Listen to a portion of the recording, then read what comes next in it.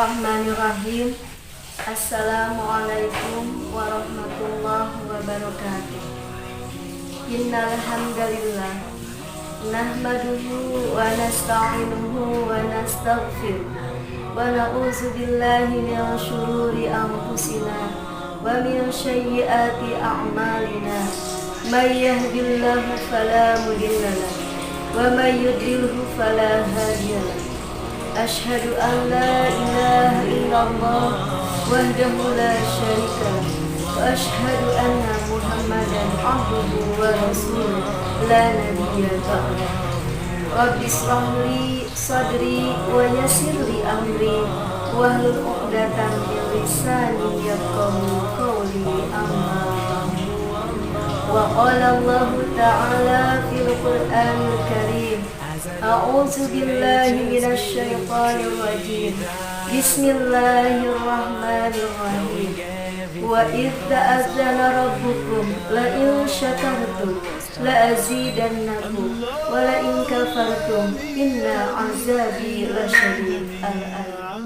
Puji dan syukur marilah kita sama-sama panjatkan kehadrat Allah Subhanahu wa ta'ala. Mudah-mudahan saja kita semua yang ada di sini senantiasa mendapatkan barokah, rahmat dan maghfirah dari Allah Subhanahu wa ta'ala. Salawat serta salam semoga senantiasa tercurah kepada junjungan alam, yakni Habibana wa Nabiyana Muhammad sallallahu alaihi wasallam.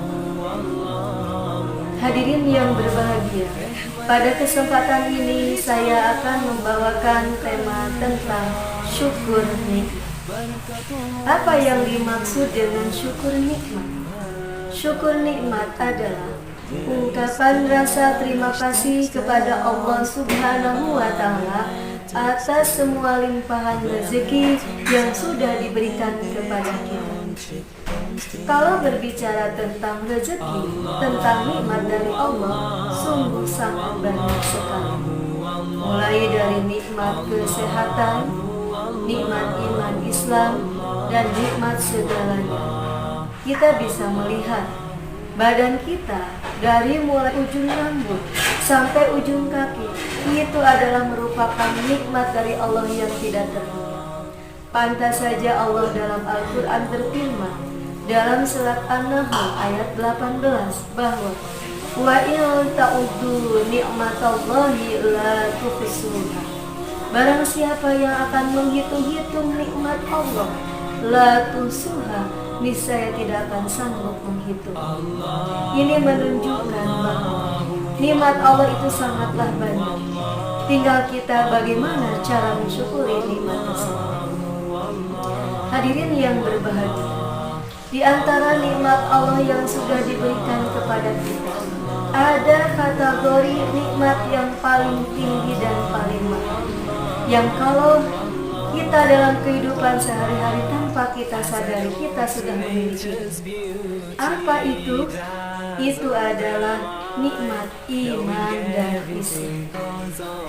Nikmat iman dan Islam merupakan nikmat yang paling mahal dan yang paling tinggi. Nikmat yang paling mahal. Kalau sesuatu itu mahal, pasti tidak semua orang bisa memilikinya. Kalau itu nikmat tinggi, maka itu pun tidak semua orang bisa memilikinya. Hanya orang-orang tertentu saja yang bisa memiliki nikmat tersebut. Yaitu siapa mereka? Adalah orang-orang yang dikehendaki oleh Allah untuk mendapatkan hidayah iman dan Islam. Alhamdulillah, kita semua sudah mendapatkan nikmat tersebut. Kita semua mendapatkan hidayah iman dan Islam.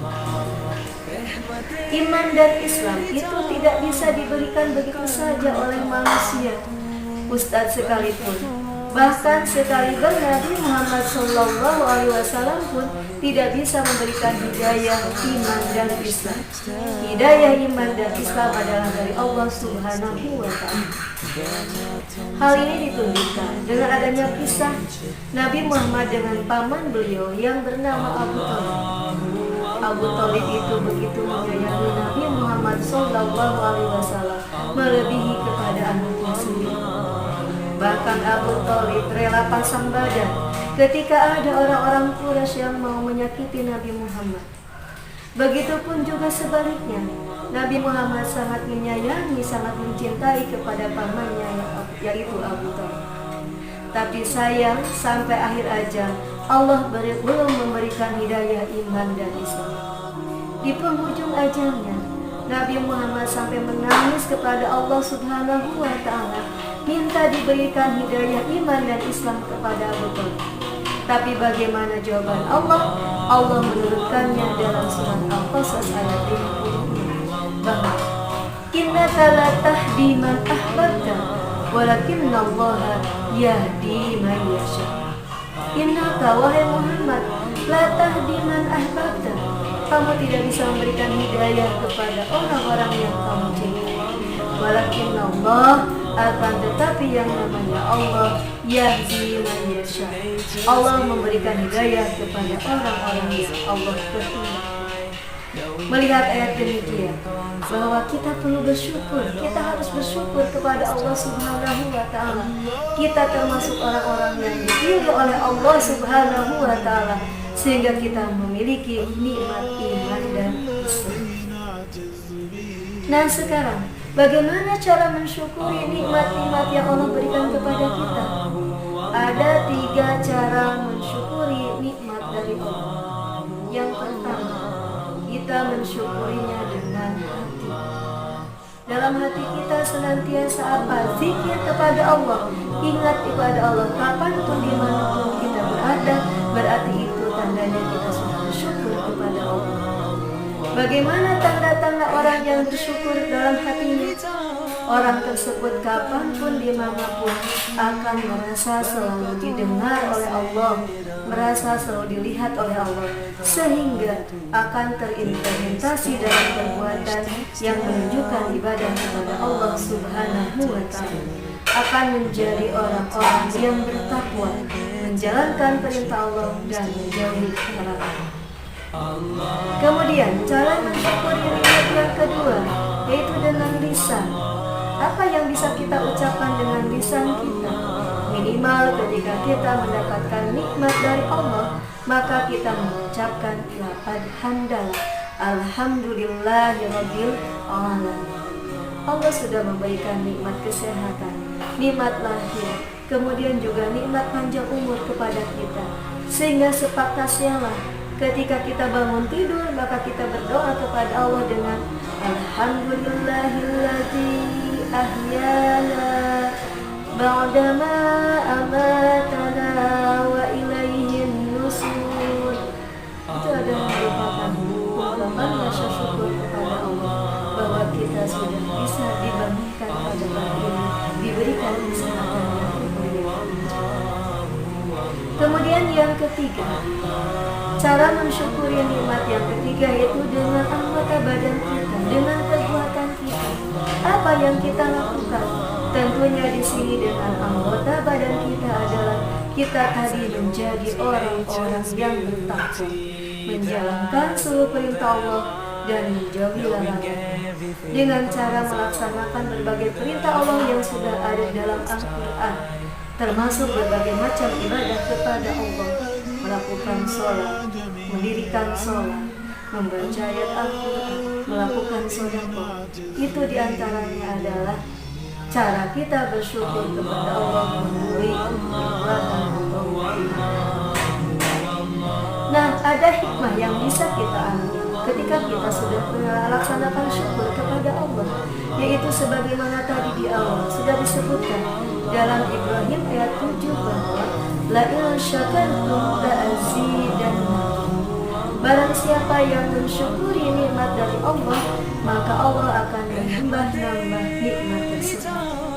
Kita diberikan nikmat Islam, kemudian kita mensyukurinya, maka insya Allah kalau kita mensyukurinya, keimanan pun akan semakin bertambah, keimanan pun akan semakin meningkat. Begitu pula dengan nikmat-nikmat rezeki berupa harta benda. Kalau kita mensyukurinya dengan cara memberikan sedekah, memberikan infak, memberikan zakat, maka hakikatnya harta kita bukan berkurang, tapi justru malah bertambah. Sebagaimana janji Allah Subhanahu wa Ta'ala di dalam Al-Quran, barang siapa yang menafkahkan rezeki di jalan Allah, maka Allah akan menambahnya dengan pahala yang berlipat-lipat ganda dan akan menggantinya dengan lebih baik dan lebih baik. Itu diantaranya hikmah dari syukur nikmat kepada Allah. Jadi yang pertama kita bisa mari kita sama-sama menyimpulkan bahwa cara mensyukuri nikmat itu ada 3 macam. Yang pertama dengan hati, yang kedua dengan lisan, yang ketiga dengan akal. Kalau kita sudah mensyukuri